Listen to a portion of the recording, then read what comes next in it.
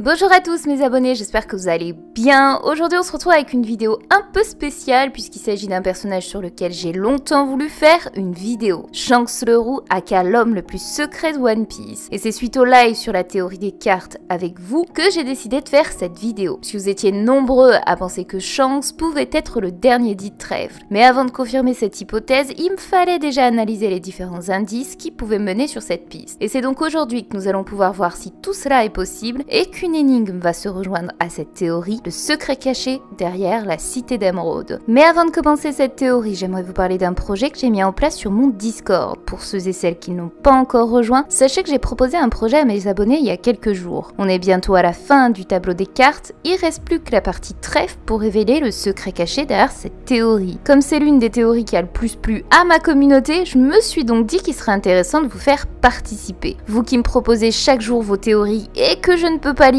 et bien ici, vous le pourrez. Le principe est simple, parvenir à compléter toute la partie sur le trèfle, as, roi, reine, etc.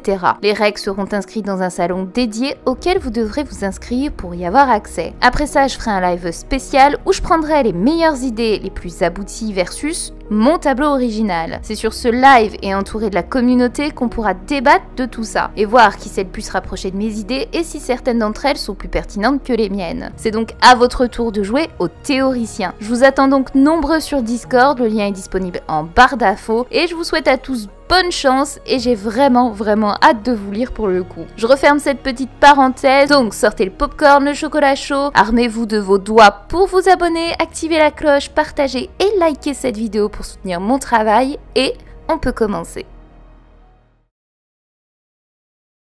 Dans ce vaste monde qui est Grand Line, un homme de légende existe. Ce n'est pas celui auquel vous pensez, ni celui-ci non plus. Il n'a peut-être pas posé le pied sur Raftel, ni même convoité le titre de roi des pirates. Et pourtant, ce personnage semble être la plus grande énigme du manga. Dès son plus jeune âge, il intégra le prestigieux équipage du seigneur des pirates Goldie Roger, qui fit de lui le digne héritier du mystérieux chapeau de paille, qui transmit à son tour au héros de ce récit, Monkey D. Luffy. On ne sait que peu de sa traversée et de ses dignes combats, si ce n'est qu'il était l'adversaire du plus grand épéiste au monde, Dracul Mihawk, et qu'il a déjà été en mesure d'affronter pas moins de 3 empereurs, le célèbre Marshal D. Teach, l'homme à l'origine de la cicatrice à son œil gauche, tenu tête au terrible et draconique Kaido, et enfin croiser le fer avec l'homme le plus fort du monde, Edward Newgate, dont il l'avertira de la fatalité à laisser l'un de ses commandants affronter Barbe Noire. Et c'est de cette prédiction que la plus grande guerre que le monde ait connue vit le jour. Barbe Blanche et Portegas the Ace succombèrent par la traîtrise de Teach, et le seul homme en mesure de stopper ce chaos fut à nouveau Shanks le Roux. Plus tard, il foulera la terre sainte de Marie-Joise pour s'entretenir avec les hauts membres de cette cité, le Korosei. Mais alors, qui est-il vraiment et quel est son véritable but?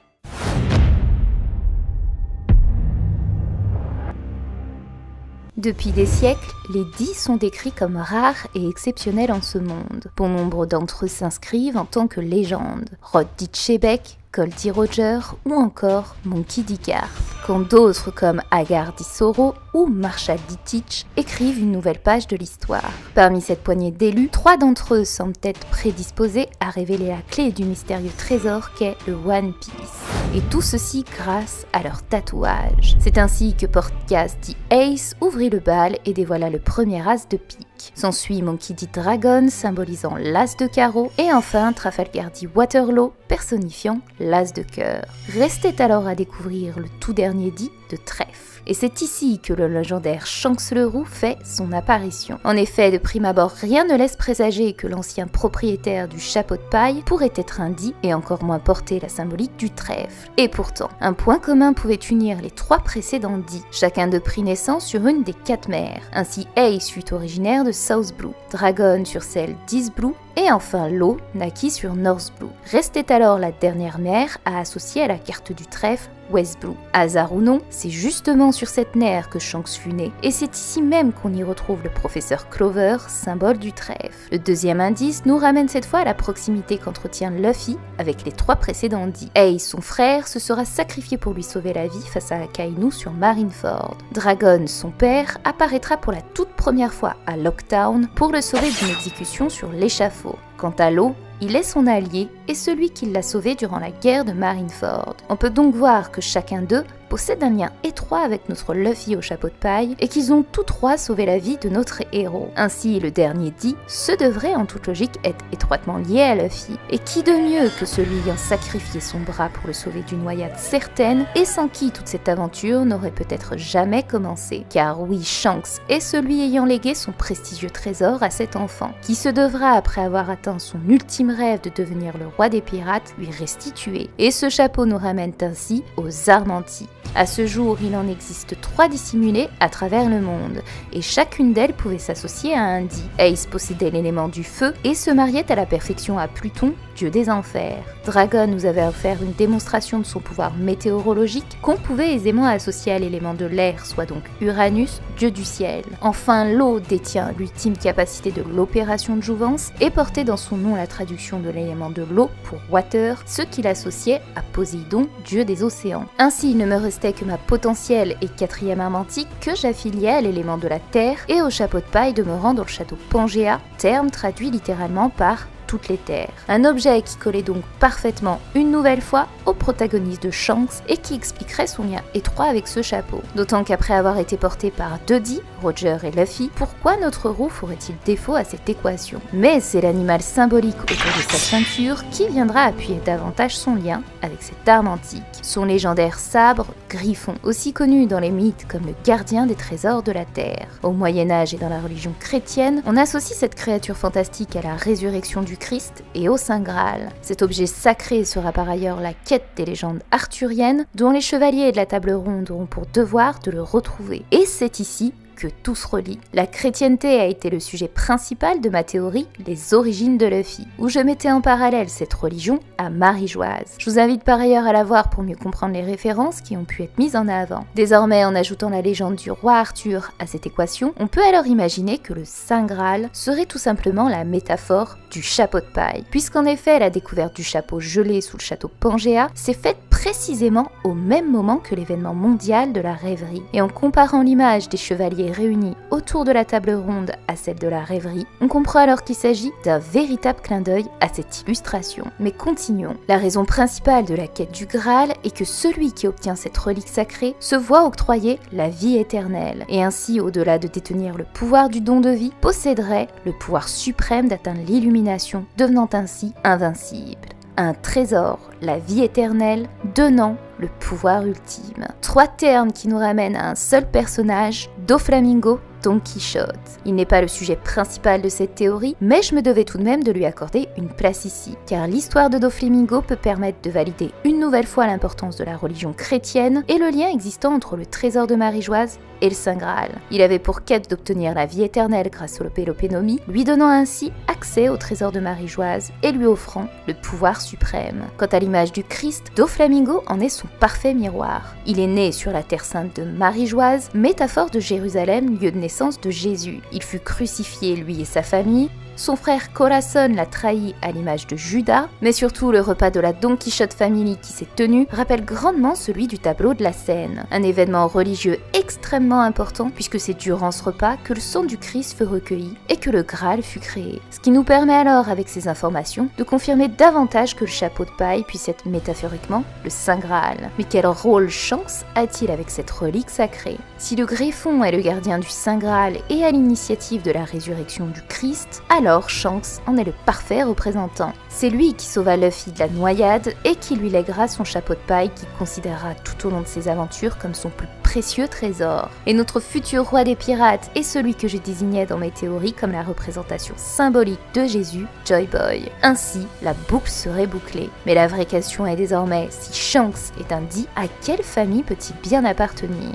Il existe à notre connaissance 7 familles de dits dans One Piece. Gol, Marshall, Portgas, Monkey, Rox, Agar et Trafalgar. Il est donc possible qu'il soit lié à l'une d'elles ou qu'une nouvelle famille de dits apparaisse. Dans la première hypothèse, 2 noms se distinguent et pourraient être étroitement liés à Shanks. En premier lieu, porte-gaz. Peu d'indices sont à noter, à l'exception du principal détail notable des taches de rousseur et du nom de la mère d'Ace, Rouge, rappelant ainsi son surnom de Shanks aux cheveux rouges, le Roux. Cependant, il existe d'autres porteurs de cette couleur de cheveux, tels Kid ou encore Calgara, et Shanks ne porte pas le détail notable des taches de rousseur. Par ailleurs, il est originaire de la mer d'East Blue, alors que Rouge est natif de South Blue. Shanks semble d'ailleurs bien connaître les coutumes de son pays, comme il le fait savoir à Barbe Blanche quand il lui mentionne que de toutes les îles qu'il a arpentées, il n'y a pas meilleur saké que celui issu de son île natale. Ce qui en toute logique laisse sous-entendre qu'il y aurait vécu quand même un certain temps avant de rejoindre l'équipage de Roger en tant que mousse. Je n'ai donc rien trouvé de très probant et de solide pour argumenter davantage sur un possible lien avec cette famille. Porte-gaz dit Shanks est donc pour moi à exclure pour le moment. Ce qui m'amène au second nom,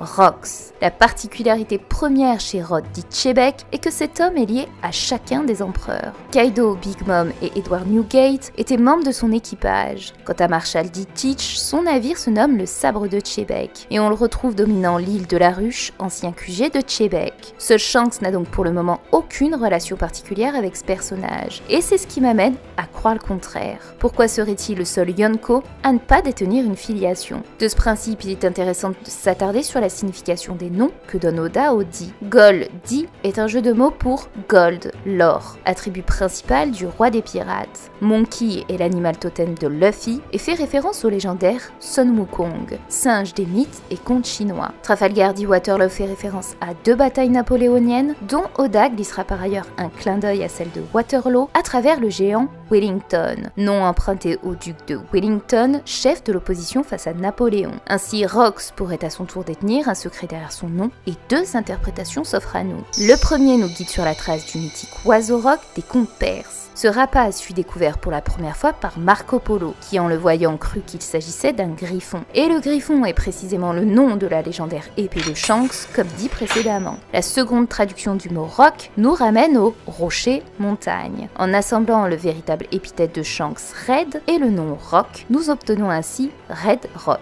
soit la traduction de rocher rouge. Un terme précis qui n'est pas sans rappeler Red Line, cette immense montagne rouge séparant toutes les mers du monde. Et y abritons en son centre un chapeau de paille gigantesque identique à celui que Shanks portait et qu'il transmit à Luffy. Ainsi que ce soit la traduction d'un oiseau ou d'un rocher, ce nom de famille peut donner des jeux de mots parfaits pour s'associer à Shanks. Restait alors à trouver son lien avec le trèfle. En anglais, il se traduit par Shamrock. À nouveau, il peut parfaitement s'assimiler à Shanks si celui portait le nom de Rock. Mais c'est l'origine de ce symbole qui est d'autant plus intéressant. Il nous vient d'une île bien particulière, l'Irlande, réputée pour sa fête de la Saint-Patrick, la bière, les léprechaunes, mais surtout pour les roux, couleur prédominante du peuple irlandais, soit à nouveau un lien avec Shanks. En creusant un peu l'histoire de cette contrée, on découvre alors que le surnom de ce pays n'est autre que l'île d'Emeraude, une appellation qui prend toute son importance quand on sait qu'elle fut citée par Bellamy au chapitre 224, et qu'à ce jour cette contrée reste une véritable énigme. En étudiant un peu son récit, elle prend vie au travers l'histoire du magicien d'Oz, un nom qu'Oda utilisera pour donner vie au géant natif de Kunihiki, ce même Oz qui fut justement le sujet principal de ma théorie sur la 4e arme antique. Mais bien plus encore, Oda illustrera à 2 reprises ce conte avec les personnages de Dorothy et ses 3 acolytes, le lion, l'épouvantail et le robot. Et à nouveau, c'est Doflamingo Don Quichotte qui accompagnera ce quatuor. Reste désormais à savoir si le chapeau de paille et la cité d'Emeraude peuvent être liés. Si tel est le cas, alors il est possible que chacune des armes antiques s'associe à l'une des 4 pierres dites précieuses. C'était déjà le cas pour le diamant que j'associais à Uranus grâce à l'objet sacré du Vajra, et désormais la 4e arme antique avec l'émeraude. Resterait alors le rubis, symbolisant la couleur rouge du feu pour Pluton, et le saphir, gemme bleutée qu'on pourrait associer à l'eau et Poséidon. Mais cette case restera malgré tout très hypothétique et se devra d'être confirmée ou non avec la suite des chapitres. Ce qui nous amène à conclure cette théorie. Qu'il soit le fils de Chebec ou un averse issu d'une famille encore inconnue de l'œuvre, Shanks semble avoir tous les prérequis pour incarner à la perfection le dernier dit trèfle. Et si la 4e arme antique est bien liée à ce chapeau et à la cité d'Emeraude, alors il n'y aurait pas meilleur candidat que le roux pour en être le gardien. Dans tous les cas, Shanks est l'un des personnages les plus intrigants de l'œuvre, et je pense qu'il nous réserve encore de grandes surprises pour la suite. Alors préparons-nous pour ce grand événement. C'est donc la fin de cette vidéo, j'espère qu'elle vous aura plu. Si c'est le cas, pensez à partager, liker et à vous abonner à ma chaîne si c'est pas déjà le cas. Ce sera la plus belle manière de récompenser mon travail. D'ici là, je vous souhaite à tous de passer une bonne semaine ou un bon week-end et prenez bien soin de vous.